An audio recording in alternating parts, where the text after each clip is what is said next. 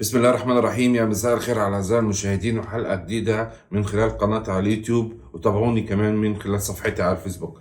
طبعا عندنا موضوعين النهارده. موضوع أو أول موضوع هنتكلم فيه تقريبا ده اللي هياخد وقت الحلقة، موضوع غرامة كهرباء. طبعا احنا عارفين إن غرامة كهرباء مفروض يوم 8/4 تكون مدفوعة قبل ماتش بيراميدز.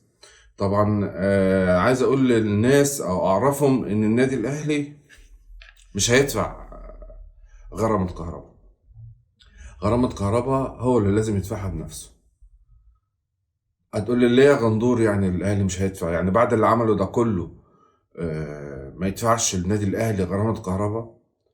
ان هو يدفع النادي الاهلي او ادارة النادي الاهلي تدفع غرامة كهرباء دايركت، دي مسؤولية ومساءلة في نفس الوقت على النادي الاهلي. طبعا كابتن محمود الخطيب بنطمن على صحته ونقول له الف حمد لله على السلامة. بيساعد كهرباء بطرق غير مباشرة. ان طلع في الفترة اللي فاتت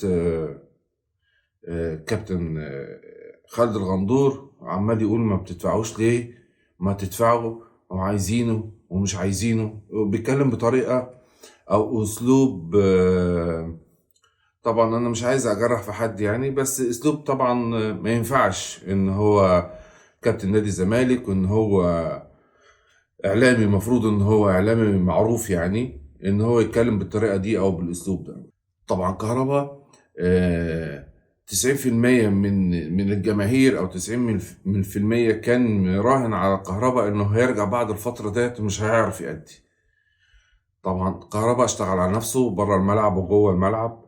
كهربا قدم الكتير.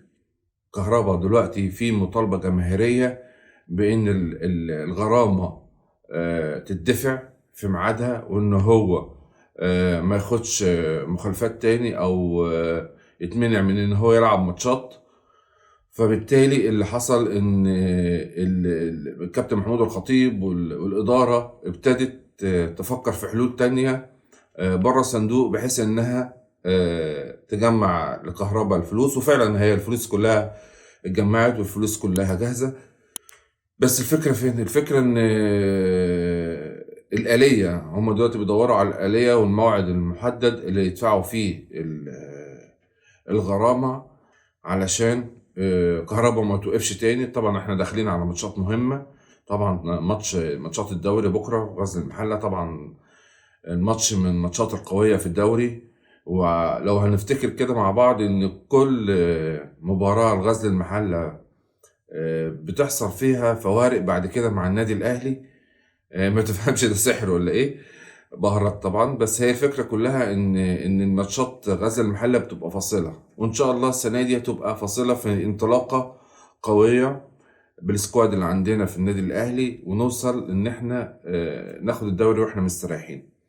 هنرجع للاداره وكهرباء. طبعا الكابتن محمود الخطيب بعلاقاته والاداره بعلاقاتها الحمد لله. طبعا وكهرباء برضه دفع جزء من المبلغ.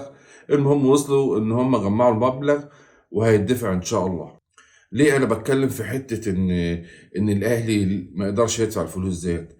ان النادي الاهلي مؤسسه في رقيب وفي حسيب. حتى لو مفيش حتى لو في رقيب وحسيب عليهم، هم بيحاسبوا نفسهم. هم اداره بروفيشنال، اداره عارفه هي بتعمل ايه.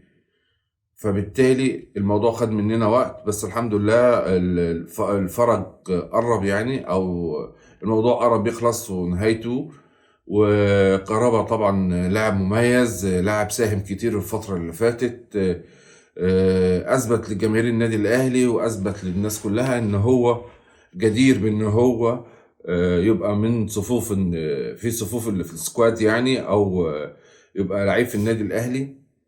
وإن شاء الله بإذن الله نكمل الموضوع ده على خير والغرامة تدفع.